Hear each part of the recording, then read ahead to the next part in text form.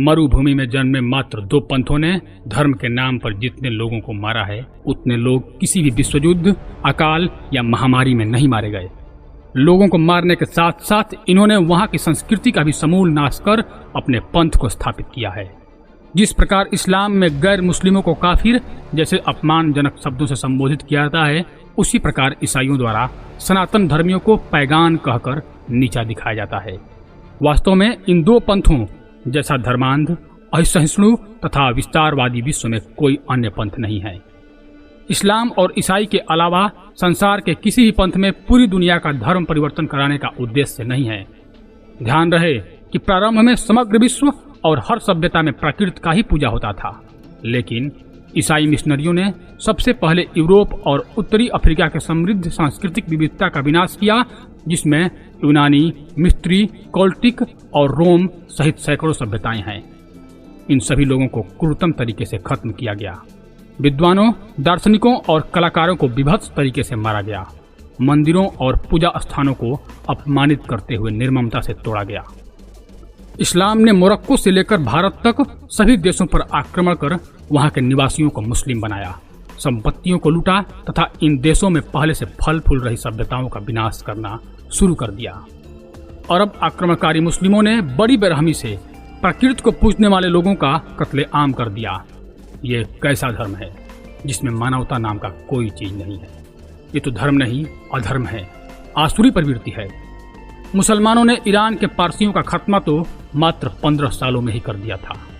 मतलब जहाँ के लोग, जहाँ की सभ्यता इनके आगे थोड़ा नरम पड़ता था तो ये उसे तबाह कर देते थे। इन्होंने एक झटके में विश्व के प्रथम विश्वविद्यालय तक्षशिला को तबाह कर दिया। आपको मालूम ही होगा कि मुस्लिम आक्रांता बख्तियार खिलजी द्वारा जलाए जाने के बाद नालंदा विश्वविद्यालय का पुस्तकालय महीनों तक जलता रहा। उसमें न जाने कितने वेद, कितने पुराण, कितने उपनिषद, कितने बौद्ध ग्रंथ जल के राख हो गए। लानत है ऐसे धर्म और उसको मानने वाले राक्षसों पर, तो विश्व के पुरातन ग्रंथों को ही खा जाए। दोस्तों, संस्कृति के खत्म होते ही सभ्यता का भी विनाश हो जाता है। इसका ज्वलंत उदाहरण हमने यूनान, रोम और मिस्र आदि सभ्यताओं को विलुप्त होने में देख सकते हैं। लोग भले ही उन पुरानी सभ्यताओं में रहने वाले लोगों के ही वंशज हों, किंतु आज वे सांस्कृतिक रूप से बिल्कुल अलग हैं। वर्तमान समय में कई समृद्ध सभ्यताओं का वजूद खत्म हो गया है और उनको समाप्त करने के पीछे संसार के इन्हीं 2 सबसे बड़ी इब्राहिमी पंथों, इस्लाम और ईसाई के चरमपंथियों का सक्रिय योगदान है। सांस्कृतिक नरसंहार का सबसे बड़ा शिकार भारतवर्ष ही रहा है। सन 711 ईस्वी में सिंध में मोहम्मद बिन कासिम के आक्रमण, लूटपाट, कत्लेआम और हिंदू मंदिरों को गिराने से मुस्लिमों का आक्रमण प्रारंभ हुआ। फिर तो अनेकों इस्लामिक आक्रमण हुए। सबका उद्देश्य हिंदुओं को लूटना, मंदिरों को तोड़ना, स्त्रियों और बच्चों को दास बनाकर ले जाना व बचे हुए लोगों को मुस्लिम बनाना ही था। मुस्लिमों द्वारा मारे गए हिंदुओं की संख्या के बारे में स्वामी विवेकानंद का एक व्याख्यान है जो उन्होंने अप्रैल 1899 में दिया था। स्वामी जी ने कहा था कि सबसे पुराने मुस्लिम इतिहासकार फेरिस्ता के अनुसार जब पहली बार मुसलमान भारत आए तब यहाँ 60 करोड़ हिंदू थे, अब मात्र 20 करोड़ ही हैं। अर्थात करोड़ों हिंदुओं को मुस्लिम शासकों और आक्रमणकारियों ने मार डाला। औरंगजेब ने हजारों मंदिरों को तुड़वाकर वहां मस्जिदें बनवा दिया। आज उत्तर भारत के लगभग 1/3 गांवों का नाम इस्लामिक है। यह सांस्कृतिक आक्रमण नहीं है तो और क्या है? मुसलमानों द्वारा इतने विनाश और नरसंहारों के बावजूद मुगल काल की समाप्ति पर भी भारत में हजारों हिंदू स्कूल थे जिनमें धार्मिक शिक्षा व प्रशासन संबंधी शिक्षा दी जा रही थी। उस पर भी इनका नजर लग गया और मैकाले ने अपनी नई शिक्षा नीति लागू कर दी। विदेशों से फंडिंग किए हुए ईसाई लोग धर्म सभाएं लगाकर गरीब हिंदुओं का धर्मांतरण करवाते हैं।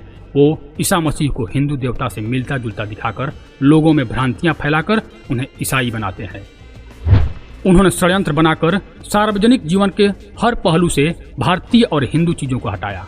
सरकारी पाठ्य पुस्तकों से रामायण, महाभारत, पंचतंत्र आदि भारतीय महाग्रंथों को हटवा दिया।